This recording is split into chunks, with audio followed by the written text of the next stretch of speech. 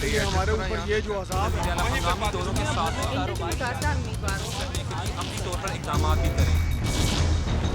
अस्सलाम वालेकुम नाजरीन, प्रोग्राम रिपोर्टर्स डायरी के साथ मैं हूं फ़ज़ील अहमद। आज हम बात करने जा रहे हैं फैसलाबाद शहर की इंडस्ट्री के हवाले से कि इंडस्ट्री को क्या मुश्किलात हैं, आखिर वजह क्या है कि फैसलाबाद शहर के अंदर 70% के करीब प्रोसेसिंग मिल्स जो हैं वो बंद हो चुकी हैं।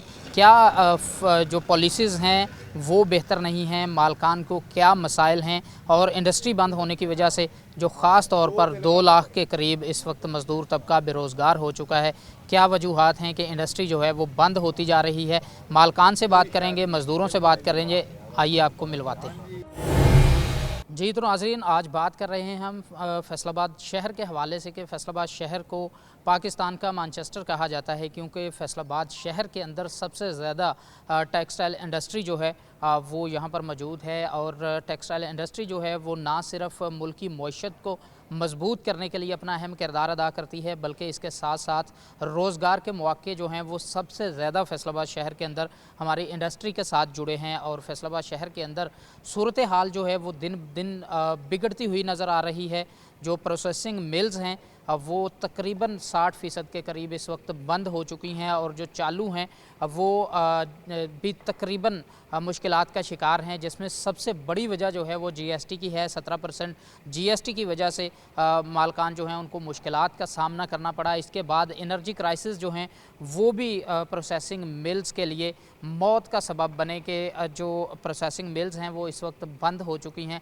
जो चालू हैं वो भी परेशानियों में ही चालू हैं, ताकि सिर्फ़ और सिर्फ इस मुल्क की खिदमत की जा सके, इस मुल्क के जो शहरी हैं उनको रोज़गार दिया जा सके। मालकान जो हैं वो मजबूरी की हालत में उनका कहना है कि चलाने पर मिल्स जो हैं वो मजबूर हैं। एप्टमा के चेयरमैन और कुछ मेंबरान मेरे साथ यहाँ पर मौजूद होंगे, उनसे जानने की कोशिश करते हैं।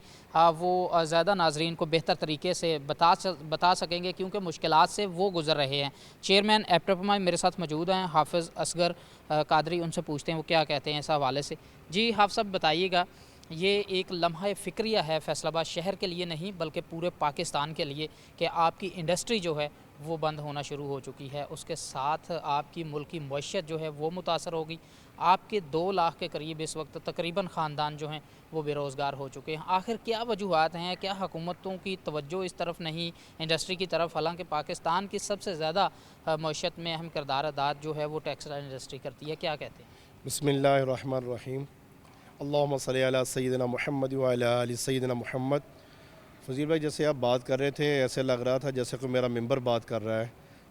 जो हमारे अंदर के मसाइल हैं वो आप ख़ुद बयान कर रहे थे, लेकिन आप ये ख़ुद देखें कि ये जो इंडस्ट्री है, ये जो मौजूदा है, आज से अभी से 1 साल पहले तक ये बिल्कुल एक्टिव थी। यानी समझे कि नीचे डाउन तो हो रही थी, लेकिन ये एक्टिव थी। 1 साल के अंदर अंदर इसकी तमाम मशीनरी सेल हो चुकी हैं, हर चीज़ इसकी उठाई चुकी है। आप जैसे कह रहे हैं मैनचेस्टर, देखिए ये मैनचेस्टर इन इंडस्ट्री के साथ मैनचेस्टर था। अब ये आप देखें आधे शहर की इंडस्ट्री बंद हो चुकी है, और आधे शहर की इंडस्ट्री फार सेल 135 रुपये पर केजी के हिसाब से हम इसको उठा रहे हैं सनत को। और ये सनत का आप कह रहे हैं कि जैसे आपने फरमाया कि जीएसटी देखिए 17% हम पर जो जीएसटी लगाया किया, उससे महंगाई की पहले शरह बहुत ज़्यादा थी, और इसकी कुव्वत ख़रीद कपड़े की वैसे ही कम थी, और उसके बाद जो बिजली वैसे आवाम के लिए जो महंगी हुई, और जो आवाम है आप ये देखें कि अवाम के पास पहले अपने पास घर का बिजली बिल पे करने के लिए पैसे होंगे, फिर उसके बाद फ़ीसें होंगी, बच्चों की महंगाई का इफेक्ट होगा, फिर वो कपड़ा ख़रीदेगा। एक तो ये बहुत बड़ा इफेक्ट हुआ, और उसके बाद जो एनर्जी क्राइसिस है, एनर्जी क्राइसिस का देखें मैं बार बार यही जिक्र करता हूँ, कराची और फैसलाबाद का गैस का रेट एक नहीं है, हमारे आर्डर्स उधर चले गए हैं। और इस तरह के इंडस्ट्री के लिए ये देखें, ये जो मौजूदा इंडस्ट्री जो आप पीछे देख रहे हैं, जो कैमरा मैन ने दिखाएगा पीछे, ये जो आप देख रहे हैं ये वो इंडस्ट्री थी। ये जो जैसे आपने बोला 2 लाख मज़दूर, सर ये एक इंडस्ट्री में जो मज़दूर काम करते हैं अकेला वो काम नहीं करता, पीछे जो मशीनरी बनाता है उसके बाद मज़दूर होता है। फैसलाबाद का एक एक बंदा जो है ना, 80 लाख की आबादी, 80 लाख इंडस्ट्री कपड़े के साथ मंसूब है। कोई इससे कपड़ा लेकर बेचता है, कोई इसको कोई केमिकल्स वगैरह प्रोवाइड करता है, कुछ चीज़ें करता है। अगर हम इंटरनेशनल तौर पर बात करें तो देखें, ये जो हमारा चीन है, चाइना, हम आज उसकी तरक्की की बात कर रहे हैं। कल वज़ीर-ए-आज़म साहब उसकी तरक्की की बड़ी अच्छी खूबसूरत बातें कर रहे थे, लेकिन हम हिस्ट्री पढ़ते नहीं हैं। चाइना इतनी तरक्की पर कैसे गया? वो सिर्फ़ उसका एक नारा था, सनत सनत सनत। ठीक है, आज हमें भी ये नारा लगाना पड़ेगा, सनत बचाओ और पाकिस्तान को बचाओ। देखिए हमारा दुनिया के अंदर हम आबादी के लिहाज से कितने नंबर पर हैं, हमें ये हुक्मरान देखे ना, खुद हुकूमत देखे हम आबादी के लिहाज से कितने नंबर पर हैं और एक्सपोर्ट के लिहाज से हम कितने नंबर पर आ गए हैं। हम बांग्लादेश से काफ़ी नीचे आ गए हैं। हमारी इंडस्ट्री, अब देखें कुछ लोग जो इधर मौजूद है जिनकी इंडस्ट्री चल रही है, वो इस वक्त अज़रबैजान के बारे में सोच रहे हैं, उधर शिफ्ट होने के बारे में सोच रहे हैं। कुछ जो बांग्लादेश पहले शिफ्ट हो चुके हैं, क्या हम इंतज़ार में हैं कि वो अज़रबैजान भी शिफ्ट हो जाएँ? सर ये हमारा पाकिस्तान है, हमने इधर रहना है, हमारी कब्रें तक इधर बननी है, ये हमारा मुल्क है, हमारा वतन है। हमने इसकी खातर ये समझिए जिहाद कर कर भी आखिर चलाया। आज इस इंडस्ट्री के जिसमें हम खड़े हैं, इसके मालिक का घर भी सेल हो गया है। इंडस्ट्री तो सेल होने की दूर, उसके बच्चों का लेने देने में इतना वो नीचे जवाल में आया है। लेकिन मैं ये हुकूमत के आगे अपील ये करूँगा कि जो इंडस्ट्री बंद हो रही होती है, ये जिसका जो क्राइसिस में जा रही होती है, लिहाजा वो अपने लवाजमात में उनसे कुछ नरमी इख्तियार करें। ये बंद इंडस्ट्री पर भी जो टैक्सेस मामलात पूरे रखने, इसकी तरफ थोड़ी सी तवज्जो करें, वरना ये लोग सर ये समझ लें कि ये जो घर अपना बेच दे, समझ लो वो ख़ुदकुशी ही उसने कर ली है। ये कहते हैं ख़ुदकुशियाँ होनी शुरू हो गई, और सर उसका ख़ुदकुशी से भी बुरा हाल है। ये इतने बुरे हालात ऐसे कभी भी ना देखे थे ना किए थे। मेरे बुज़ुर्ग जो हैं वो भी बताते थे जो इस वक्त इंडस्ट्री के हालात हैं। सर आप एक इंडस्ट्री में मेरे साथ चले, आपको मैं 20 इंडस्ट्री में लेकर जाता हूँ, जहाँ आप जाकर देखें कि क्या हालात हो चुके हैं, क्या मामला हो चुका है। और ये अगर मैं दावे से कहता हूँ, अगर इसको संजीदगी के साथ ना देखा गया, टैक्सेस के जो 17% में लगाए गए हैं, इसको ना थोड़ी सी नरमी की गई, सर ये दिन दूर नज़र नहीं आ रहा जो इंडस्ट्री चल रही है, जो अपने आप को अभी तक बचा रहे हैं, वो इसको बचा सकेंगे।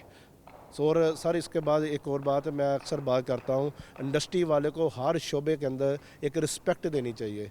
इनका रिस्पेक्ट लेवल जो बहुत डाउन है। हर महकमा जो थ्रेड करता है, इसको वन विंडो टैक्सेस करना चाहिए कि जितने भी लवाजमात है, जितने भी महकमा जात है, सर वो एक मरतबा ले लें। जैसे दुनिया के अंदर वैल्यू एडिशन टैक्स चल रहा है, ठीक है, सेल टैक्स वगैरह सारे ख़त्म करें, वैल्यू एडिशन टैक्स लेंगे, इस तरह की कोई वन विंडो ले लें। हमें पता हो हमारे पास कोई और महकमा, सोशल सिक्योरिटी, ABI या ये पानी निकालने वाले, पानी नसेम में डालने वाले, हर बंदा थ्रेड करता है और हर बंदा इधर रिश्वत भी मांगता है। और हर बंदा, हमें खुद यकीन करो, मैं इंडस्ट्री चलाता हूँ, मुझे खुद नहीं पता कितने महकमे हैं। मैं तो सिर्फ अपील ये कर सकता हूँ, लिहाजा हमें ये कोई गर्ज नहीं है, हुकूमत PTI की आए, हुकूमत नून लीग की आए, किसी की भी आए, खुदारा हमारी इंडस्ट्री चलनी चाहिए। हमें कोई सियासी, जिसका घर बंद हो रहा है उसको सियासत से क्या गर्ज है। इधर इंडस्ट्री का लोगों के घर चूल्हे बंद हो रहे हैं। ये मज़दूर का आप जाए, हम आपको मज़दूरों से मिलाता हूँ जो किसी दौर में इस इंडस्ट्री को बनाते थे, चलाते थे, रोज़गार लेकर जाते, आज अपने हाथों से तोड़ तोड़ कर अपने घरों के बच्चों के लिए लेकर जा रहे हैं। बहुत शुक्रिया जी नाजरीन, जैसे बात आपने सुनी, शेख साहब ने जैसे कहा है कि हुकूमत कोई भी हो, सियासत से किसी को गर्ज तब होगी जब उसका घर चलेगा।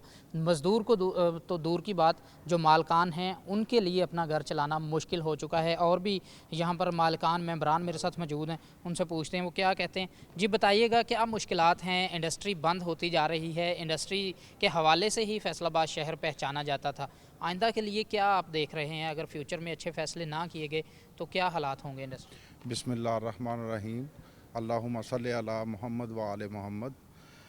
मैं सबसे पहले शुक्रगुज़ार हूँ आपके चैनल का और हमारे चेयरमैन साहब का, जो टेक्सटाइल सेक्टर के चेयरमैन हैं हाफिज़ असगर साहब, कि इन्होंने हमें मौका दिया कि हम अपने डिपार्टमेंट का बात आपसे कर सकें। हम टेक्सटाइल मशीनरी की ट्रेडिंग करते हैं, ब्रोकरी करते हैं। मुख्तलिफ़ मिलों के ऑनर्स हमें फ़ोन करते हैं कि हमें फ़लाँ मशीन चाहिए, तो हम उनको अवेलेबल करके देते हैं। हमारा काम ये है कि हम इंडस्ट्री का पहिया रुकने ना दें। तो इस वक्त जो हालात चल रहे हैं, मैं आपको अपनी परेशानी का आलम नहीं बता सकता। मुझे रात को नींद नहीं आती है कि ये इंडस्ट्री 1 साल पहले अपने पाँव पे खड़ी थी। इन ऑनर्स का मुझे फ़ोन आया, फ़ोन आने के बाद उन्होंने कहा यार इसको सेल आउट कर दो, हमारे हालात ठीक नहीं हैं, हमने लेन देन अपना करना है। तो ज़ाहिरी बात है कि इंडस्ट्री में मुख्तलिफ़ चीज़ें, मुख्तलिफ़ महकमे अटैच होते हैं। हमने ये इंडस्ट्री आगे सेल कर दी। आप बिलीव करें कि जिस दोस्त को ये मैंने फैक्ट्री लेके दी, एक कील का भी हमारे पास कस्टमर नहीं आया। हम ये इतने बड़े अदारे को कैसे हम ये मतलब डिस्ट्रॉय भी हो रहा है, हम इतने परेशान हैं कि हमारे अपने डिपार्टमेंट में इसका फुकदान आ गया है। आए दिन हमें बिला नागा 5-6 कॉल्स आती हैं मुख्तलिफ़ इंडस्ट्रीज़ की कि यार हमारी सेल कर दें, हमारी फैक्ट्री बेच दें, हमारी फैक्ट्री ठेके पे चढ़ा दें, हमारी फैक्ट्री को ये मसला बन गया है। तो एक तो सबसे बड़ी बात ये कि मैं एक आपके चैनल के तवस्सुत से एक बात करूँगा कि हमारी गवर्नमेंट कोई भी गवर्नमेंट हो, कोई भी गवर्नमेंट अपना ओथ लेती है इस हुकूमत को चलाने के लिए, इस मुल्क को चलाने के लिए।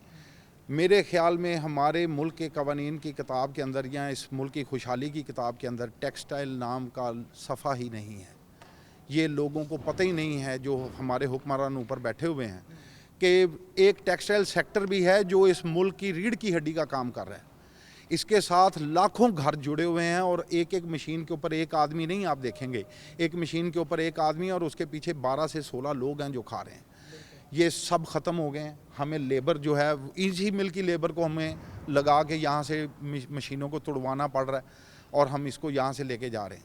हम एक ही रिक्वेस्ट करेंगे आपके चैनल की तवज्जो से, और मैं फिर दोबारा शुक्रिया अदा करूँगा चेयरमैन साहब का कि जिन्होंने हमें मौका दिया कि हम अपने भी दिल की बात आप तक पहुँचा सकें, आम आवाम तक पहुँचा सकें या इन मुल्क के इस हुक्मरानों को पहुँचा सकें। खुदारा ये अपनी आपसी रंजिशों को, आपसी झगड़ों को ख़त्म करें और इस सेक्टर को बचाएं ताकि ये मुल्क बच सके। इस मुल्क का बहुत बड़ा नाम है, इस मुल्क के अंदर बहुत बड़े वली अल्लाह मौजूद हैं, इस मुल्क के अंदर बहुत सारे मौसम हैं, हर तरह की दुनिया में इसमें कुव्वत है हर चीज़ को पैदा करने की, लेकिन हम किसी भी वसाइल को बरूए कार नहीं ला रहे।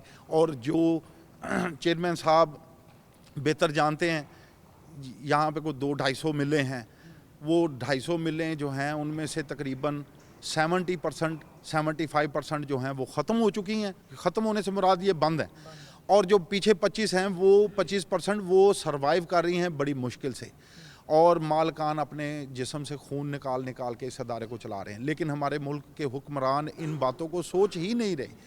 ये शदीद मेरा हुकूमत से अपील है मेरी कि हमें रोज़ाना कभी फ़ोन आता था, फ़लाँ मिल से फ़ोन आया कि जी हमें ये मशीन चाहिए, तो हम उसको ढूंढते थे, अवेल करके देते थे। तो इस तरह से ये सारा सेटअप चल रहा था ताकि ये इस मुल्क का जो मईशत है उसका पहिया ना रुके। इस मुल्क की मईशत में जो इन मिल ऑनर्स की या मिल वालों की या मिलों की जो कंट्रीब्यूशन है उसमें किसी किस्म का भी कोई रुकावट ना पैदा हो। हम अपना काम कर रहे थे, लेकिन अफसोस के हुकूमत ने अपना कोई काम नहीं किया। अवाम हर तरह से अपना काम कर रही है। मज़दूर अपने घर से मज़दूरी के लिए निकलता है, वो अपना काम कर रहा है। मालकान अपनी लेबर को तहफ़्फ़ुज़ात देते हैं, उनको तनख्वाहें देते हैं, उनकी कोई ना कोई ऐसी ज़रूरियात जो उनकी घरेलू ज़रूरियात होती हैं, खुदा की कसम वो भी उनको पसे पर्दा रख के छुपा के, जो जैसे मेरे अल्लाह का हुक्म है छुपा के भी करते हैं। उनकी बेटियों की शादियों में कंट्रीब्यूशन है। ये वो अदारे हैं, अगर ये अवाम सारी निकल के हुकूमत के अवानों में चली जाए, मेरे ख्याल में कोई बंदा इनको भीख भी नहीं देगा। ये मिल ऑनर जो हैं, ये मिल ऑनर तो इनकी बेटियों की शादियां करते हैं, इनको अल्लाह के घरों में भेजते हैं, इनकी खुदा तरसी करते हैं कि ये हमारे पास काम कर रहा है। तो मैं बस आपसे अपील करूँगा कि बहुत सारे हालात व वाक़यात जो हैं वो आपके सामने हैं और आपका कैमरा मेरे ख्याल में बहुत अच्छे तरीके से इनको दिखा सकेगा। मैं जी बहुत शुक्रिया सर आपका। नाजरीन, जैसे बात आपने सुनी, जो कारोबारी अफराद होते हैं जब उनका कारोबार चलता है और हुकूमत की पॉलिसीज़ जो हैं उसके मुताबिक होती हैं, उसके माफिक होती हैं, तो वो खुश नज़र आते हैं। लेकिन जैसे ही हालात जो हैं वो ख़राब होना शुरू हों तो जो मालकान हैं वो तो परेशान होते ही हैं, लेकिन उनके साथ जुड़ा मज़दूर तबका सालों से जो जुड़ा होता है, जब वो बेरोज़गार होता है तो ज़ाहिर सी बात है दोनों अतराफ़ में ही दुख नज़र आता है। तो आखिर वजह क्या है इंडस्ट्री बंद होने की, पॉलिसीज़ के हवाले से भी बात करेंगे, मज़दूरों से भी बात करेंगे, लेकिन एक ब्रेक के बाद।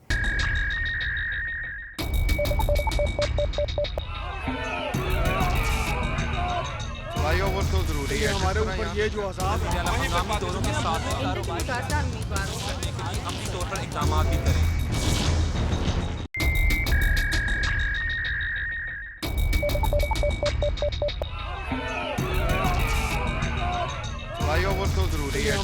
ये जो अजाब है हंगामी दौरों के साथ अपनी तौर पर इकदाम भी करें। वेलकम बैक नाजरीन। बात की हमने जो एप्टपमा के चेयरमैन थे, मेम्बरान थे, उनके साथ जैसे उन्होंने दुख भरी कहानी सुनाई है फैसलाबाद के टेक्सटाइल इंडस्ट्री की।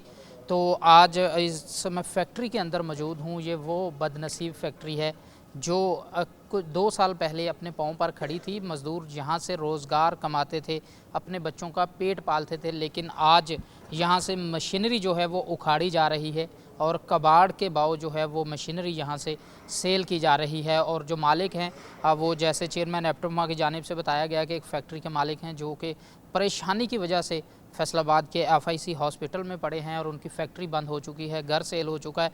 और जो मज़दूर तबका है वो कभी इस फैक्ट्री से चलती मशीनों से रोज़गार कमाता था और आज कुछ मज़दूर जो हैं वो सिर्फ़ अपने बच्चों के पेट पालने की खातिर इसी फैक्ट्री की जो मशीनरी है उसको उखाड़ रहे हैं कि कुछ दिहाड़ियाँ जो हैं वो लग जाएं। और जो फैक्ट्री है वो इस वक्त तबाह हो चुकी है। कुछ मज़दूर मेरे साथ मौजूद हैं, उनसे पूछते हैं वो क्या कहते हैं, कैसे उनके जज्बात हैं कि सालों वो यहाँ पर रोज़गार कमाते रहे, आज उनके बच्चे जो हैं वो इस फैक्ट्री बंद होने की वजह से, बेरोज़गारी की वजह से वो परेशान होंगे, भूखे सोएंगे।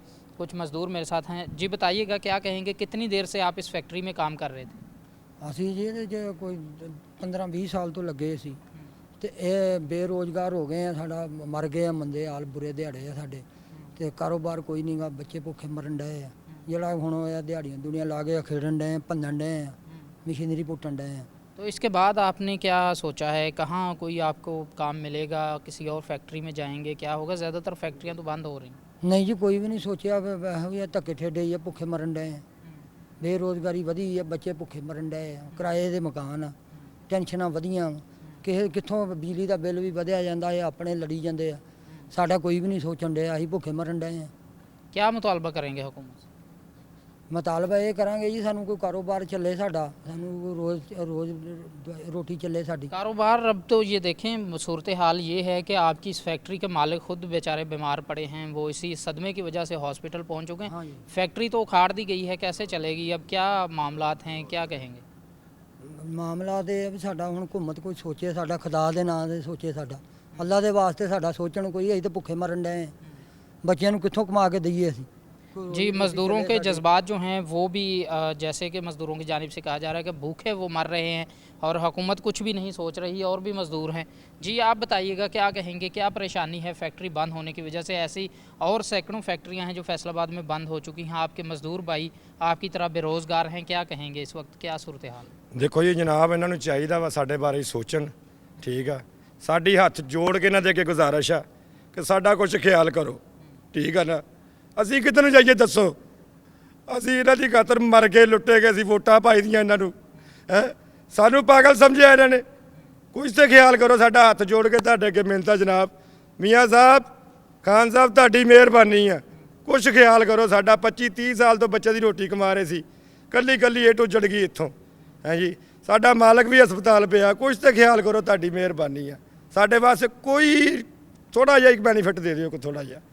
मज़दूरों का जो जज्बात हैं वो जब आपके बच्चे भूखे हों, आपका रोज़गार ख़त्म हो जाए तो जज्बात फिर ऐसे ही होते हैं। कुछ आगे फ्यूचर भी आपको नज़र ना आ रहा हो, क्योंकि ये जानते हैं कि इनके हमसाये में फैक्ट्रियाँ जो हैं वो भी बंद हैं।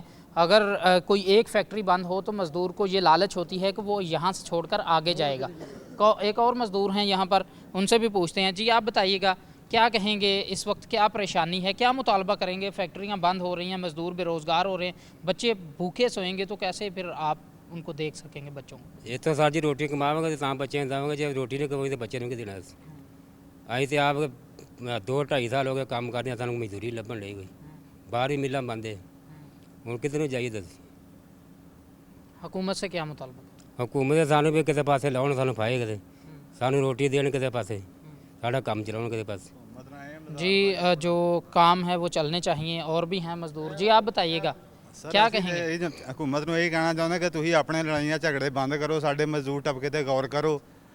ਬੇਰੋਜ਼ਗਾਰ ਹੋਏ ਆ, ਤੁਸੀਂ ਆਪਣੇ ਕੁੱਤੀ ਜੀ ਕੇ ਖਤਮ ਕਰਕੇ ਆਪਣਾ ਸਾਡੇ ਵੱਲ ਗੌਰ ਕਰੋ, ਕਾਰੋਬਾਰ ਚਲਾਓ। ਕੋਈ ਗਰੀਬ ਤਬਕਾ ਮਰੇ ਨਾ ਭੁੱਖਾ, ਕਾਰੋਬਾਰ ਚੱਲੇ ਤੇ ਫਿਰ ਹੀ ਕੋਈ ਗਰੀਬ ਬਚੇਗਾ।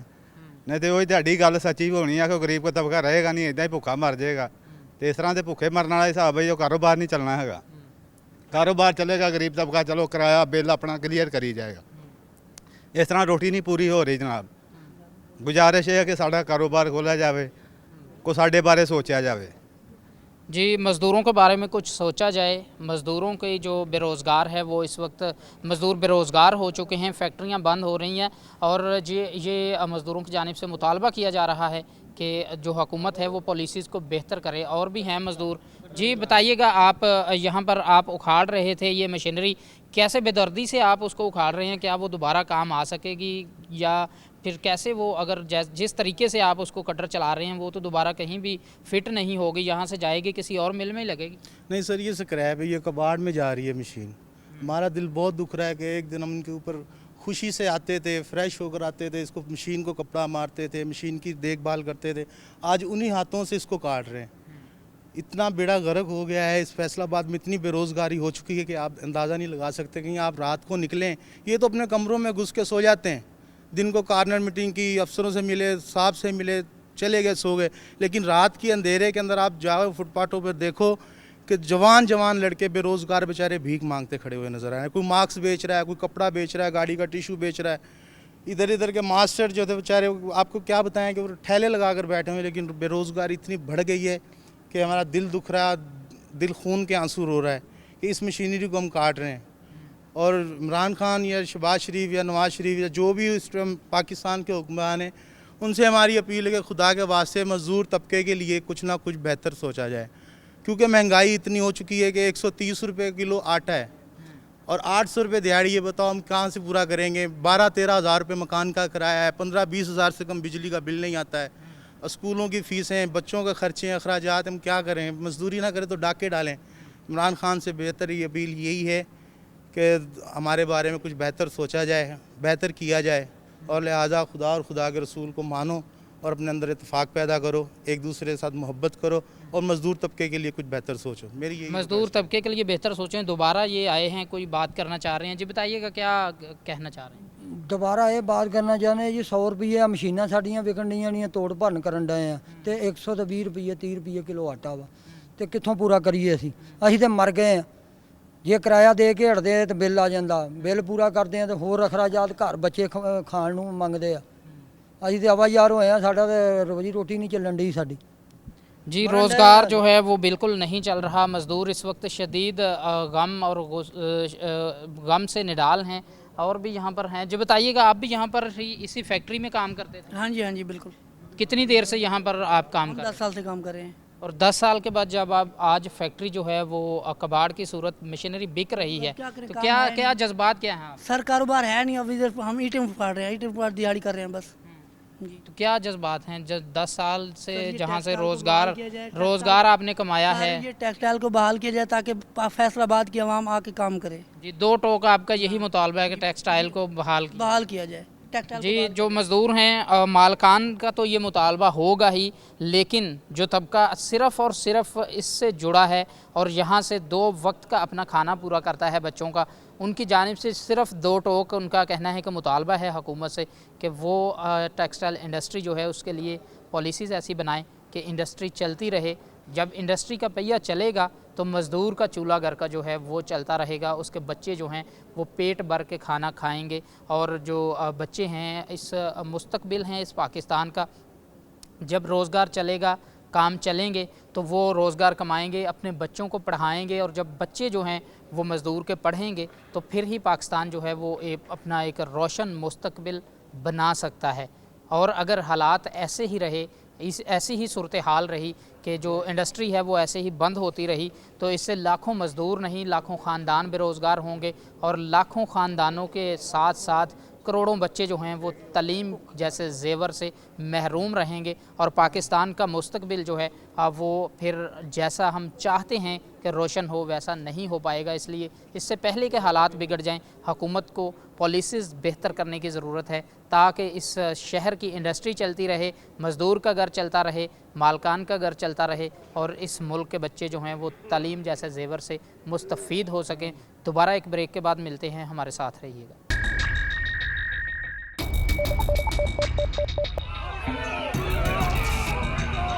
भाई फ्लाईओवर तो ज़रूरी है हमारे ऊपर ये जो अजाब जल हंगामी दौरों के साथ कारोबार करने के लिए अमली तौर पर इकदाम भी करें।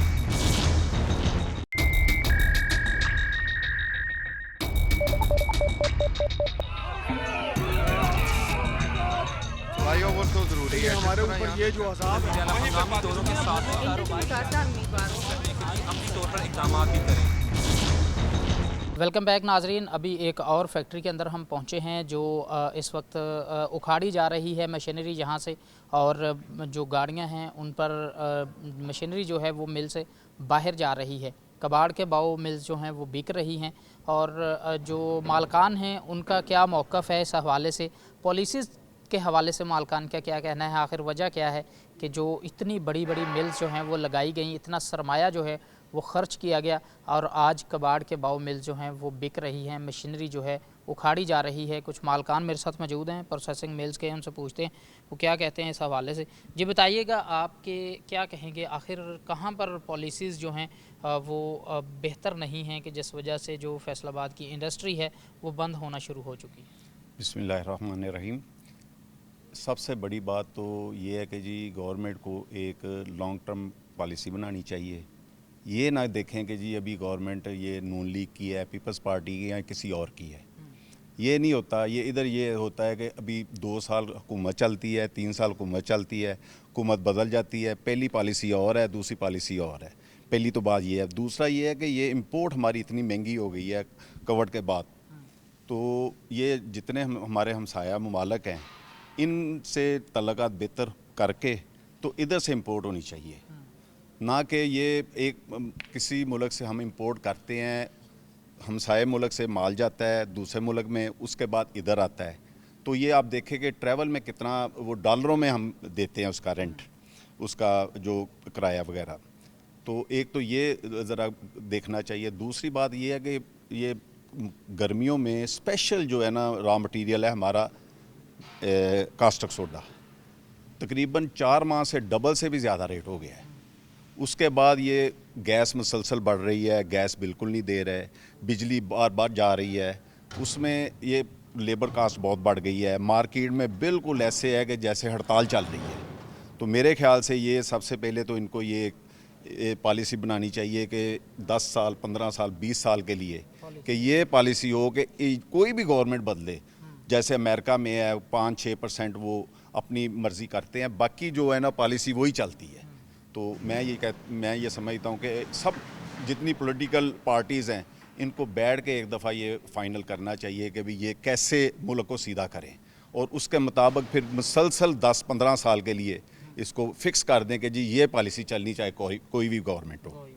जी, जैसे बात आपने सुनी इनकी जानिब से बहुत अच्छी गुफ्तगू की गई है कि लॉन्ग टर्म पॉलिसीज़ जो हैं वही सिर्फ इंडस्ट्री की बेहतरी के लिए बेहतर साबित हो सकती हैं, और 15 से 20 साल के लिए, कम से कम 10 साल के लिए तो पॉलिसी होनी चाहिए। गवर्नमेंट कोई भी आए, बदले गवर्नमेंट, लेकिन पॉलिसीज़ वही रहनी चाहिए।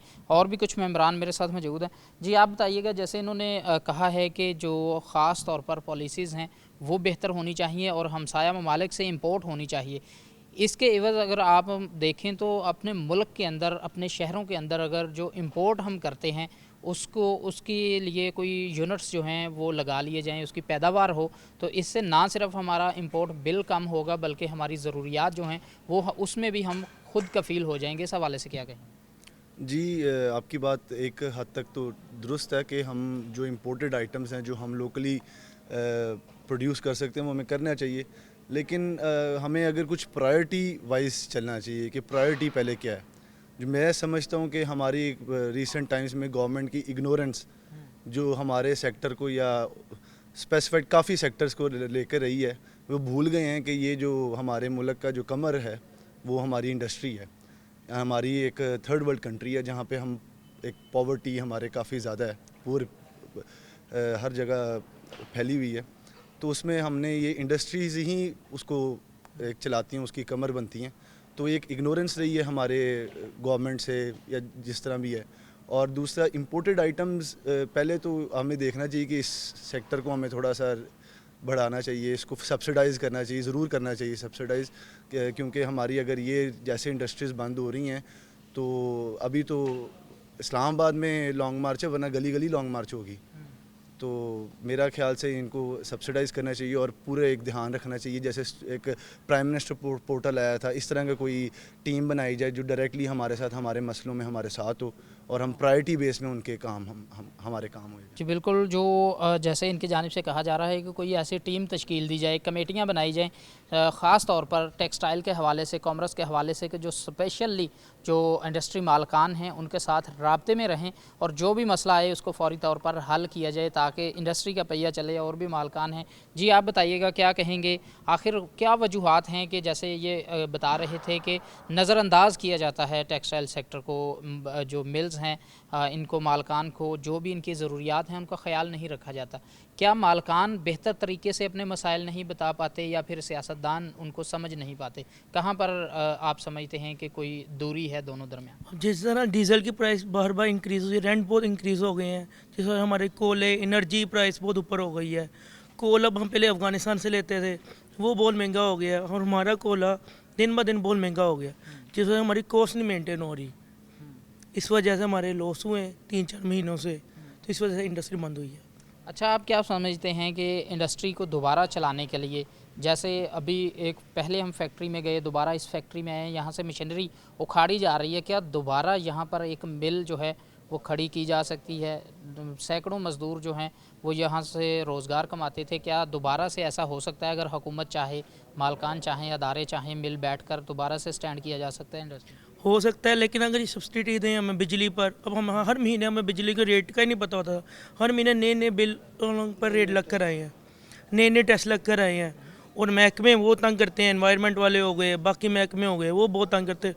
कोई सहूलत नहीं है, कोई हमें कोई सब्सिडी दें हमें बाकी कामों पर, तो हम क्यों नहीं लगाएंगे? हमारा काम है, पाकिस्तान है, हमारा मुल्क है, तो हम क्यों नहीं लगाएंगे? जी, हमारा मुल्क है और इस मुल्क के लिए ना सिर्फ सनतकार बल्कि जो सनतों में काम करने वाला मज़दूर है, अगर देखा जाए तो वो भी इस मुल्क की खिदमत में जो 24 घंटे है वो मसरूफ़ अमल रहता है। लेकिन यहाँ पर जो मालकान की बातें हैं उनसे यही लगता है कि जो गवर्नमेंट जो भी आती है वो इंडस्ट्री की तरफ ध्यान नहीं देती, उसको नज़रअंदाज करती है, पॉलिसीज़ ऐसी नहीं बनाई जाती कि जिससे इंडस्ट्री जो है उसका पहिया चले। और भी यहाँ पर मालकान हैं, जी आप बताइएगा क्या कहेंगे, क्या इस वक्त मुश्किलात हैं इंडस्ट्री को? आपके ख़्याल में कैसी सहूलियात जो हैं वो बेहतर तरीके से इंडस्ट्री के लिए फ्रूटफुल साबित हो? यही है कि ये कुछ बिलों में जो टैक्सेस लगा रहे हैं वो आसान कर दें और इंडस्ट्री चलेगी तो सारा पाकिस्तान खुशहाल होगा। अभी एक प्रॉब्लम नहीं है, लाखों प्रॉब्लम, तकरीबन 80% मिलें बंद हो गई। तो क्या करें, जब कॉस्ट इतनी ज़्यादा है, एनर्जी इतनी ज़्यादा है, तो उसकी रीसेल वैल्यू नहीं है, नुकसान पे नुकसान है। इसमें कुछ आसानियाँ टैक्सेस में, ये GST टैक्सेस में आसानियाँ पैदा करेंगे तो कोई चलेगा पहिया, वैसे तो कोई हाल नहीं, बुरा हाल है। जी, GST टैक्सेस जो ख़ास तौर पर टैक्सेस हैं, इनकी वजह से ना सिर्फ आपको प्रोसेसिंग मिल्स मालकान परेशान दिखाई देते हैं बल्कि हर तरह का जो कारोबारी तबका है उनके इस वजह से परेशानी का इजहार करते नज़र आते हैं। और मुतालबात यही हैं कि वन विंडो जो है वो हर सेक्टर के लिए कोई ऐसा सिस्टम होना चाहिए, वन विंडो सिस्टम होना चाहिए जहाँ पर उनको तमाम तर मसाइल जो हैं वो वहाँ पर हल किए जाएँ। तो दोबारा से इनकी तरफ जाते हैं, उनसे पूछते हैं कि आखिर वजह क्या है कि जो दरमियान में राब्ते हैं वो हुकूमतों, जो भी हुकूमत हो, जिस भी पार्टी हो, उनमें और इंडस्ट्री मालकान में जो हैं वो राब्ते क्यों नहीं हो पाते? कौन से ऐसे बैरियर्स जो हैं वो तंग करते हैं दोनों पार्टियों को? जी आप बताइएगा, जैसे आप बता रहे थे, तफसीली गुफ्तगू आपने की है कि अगर जो हुकूमत है या फिर जो वज़ीर हैं, ख़ास तौर पर एक मिनिस्ट्री होती है टेक्सटाइल की, उसमें और आपके जो सनतकार हैं उनके दरमियान कौन से ऐसे बैरियर्स हैं जिनकी वजह से मुश्किलात पेश आती हैं और वो उन बैरियर्स को कैसे दूर किया जा सकता है? बात पता क्या है, जैसे ये भाई ने भी बताया कि ये इंपोर्ट महंगे होने की वजह से जितने मिनिस्टर हैं वो देखें, अभी ये गवर्नमेंट है, मैं किसी सियासी बिजनेसमैन जो होता है ना, उसका हर सियासी जमात से जिसकी गवर्नमेंट हो वो उसी के साथ होता है। अभी ये देखें, गवर्नमेंट को बहुत ज़्यादा खर्चे कम करने की ज़रूरत है। इंग्लैंड में देखें कि कितनी बड़ी उनकी इकॉनमी है, कितने मिनिस्टर हैं। इंडिया में देख लें तो हमारी क्या पोजीशन है। ऐसे पिछली गवर्नमेंट में भी यही कुछ होता रहा है। तो मैं ये समझता हूँ कि ये हमारी जो एसोसिएशनें हैं उनके साथ जो है ना इनकी मिनिस्ट्री को इन टच रहना चाहिए। मतलब वो देखें कि एक मिनिस्ट्री के लिए करोड़ों रुपए जो है ना अखराजात करते हैं, लेकिन बिजनेसमैन को रिलीफ नहीं देते। ऐसे ही दुकानदार हैं, उनको भी कुछ ना कुछ हिस्सा डालना चाहिए, उनको जीएसटी में लाना चाहिए, रजिस्टर्ड होना चाहिए, ताकि हमारे ऊपर जो बोझ है ना वो कम से कम हो। देखें, दुकानदार एक है, वो करोड़ों रुपए का बिज़नेस करता है, उसके पास मुलाजम होते हैं 6-7। हम लोग उतना ही बिज़नेस करते हैं, बल्कि उनसे भी कम करते हैं। तो हमारे पास पता चलता है जी कि कम से कम 400-500 मुलाजम है, उसके साथ रिलेटेड हैं, रेडीबान है, किसान है, उसके बाद ये केमिकल वाला है, गवर्नमेंट है। उसके अलावा रेवेन्यू के अलावा बहुत रेवेन्यू हमें देना पड़ता है, जिसे हम अंडर हैंड रेवेन्यू कहते हैं, अंडर हैंड जो खिदमत है। मतलब ये साफ़ और शफाफ अगर तरीके से ही अगर ये महकमे को लेके आएँ, वन विंडो जैसे आपने कहा कि सिस्टम हो, तो मैं नहीं समझता कि कोई इतनी बड़ी बात है। अच्छा, जो पिछले अगर 2 साल की बात करें तो इस लाइन में तमाम तर फैक्ट्रियाँ जो फ़ाल थीं अभी बंद हो रही हैं। आप क्या समझते हैं पिछले 2 साल के अंदर कौन सी ऐसी पॉलिसीज़ जो हैं वो इस इंडस्ट्री के लिए जो हैं वो ऐसा साबित हुई हैं कि इंडस्ट्री बंद होना शुरू हो गई? देखिए जी, पिछली गवर्नमेंट ने ये एक पॉलिसी दी है कि ये किसी महकमे वाले को इंडस्ट्री में जाने की इजाज़त नहीं है, कि जो कोई टैक्स देता है यही होता है ना कि मैं अगर मेरे पास अगर बिज़नेस है 100 रुपये का, मेरी तरफ टैक्स बनता है 100 रुपये या 50 रुपये, तो मैं 25 दे दूंगा। लेकिन उसके साथ साथ उसने देखा कि ये मज़दूर कितने पाल रहा है, ये हमारे बाकी महकमे को कैसे लेके चल रहा है। अभी ये पोजीशन है कि इनको अपनी होश नहीं है।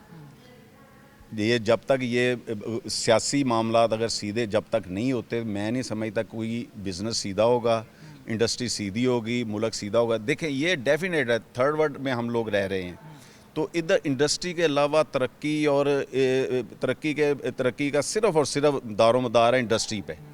तो इंडस्ट्री का स्पेशली जो ये प्रोसेसिंग यूनिट है, ये इंडस्ट्री बहुत ज़्यादा लेबर पाल रही है।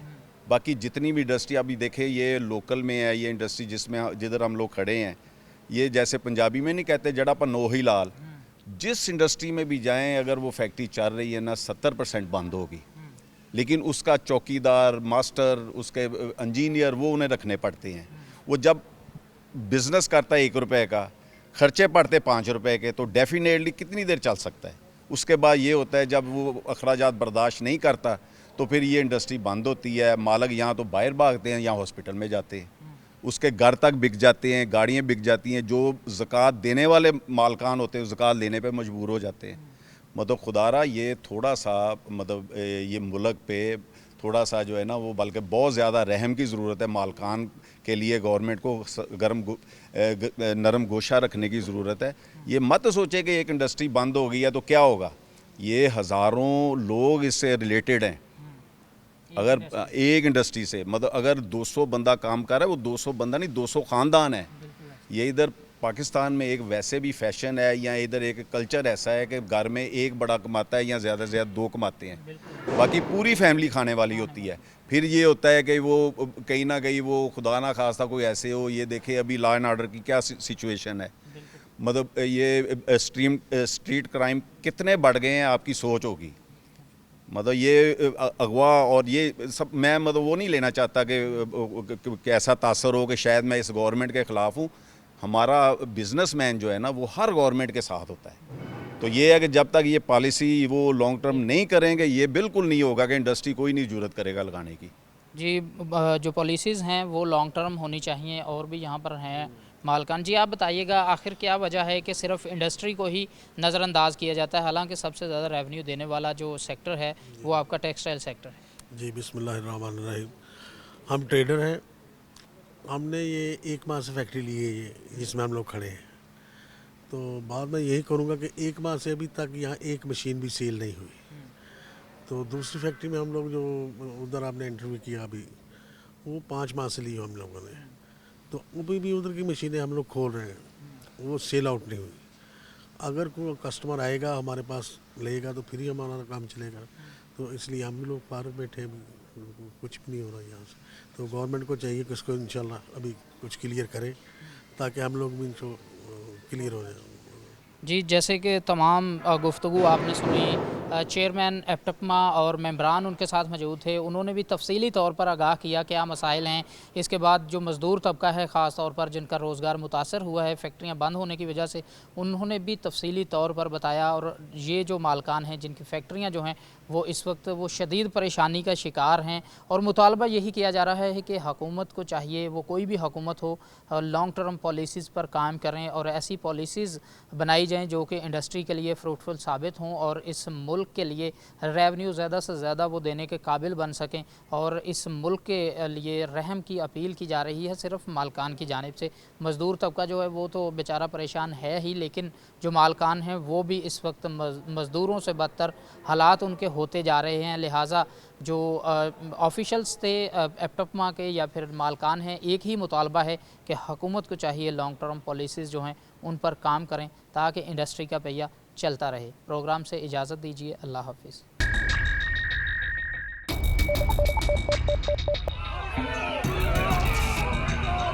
फ्लाईओवर तो ज़रूरी है हमारे ऊपर ये जो हंगामी दौरों के साथ कारोबार करने के लिए अमली तौर पर इक़दाम भी करें।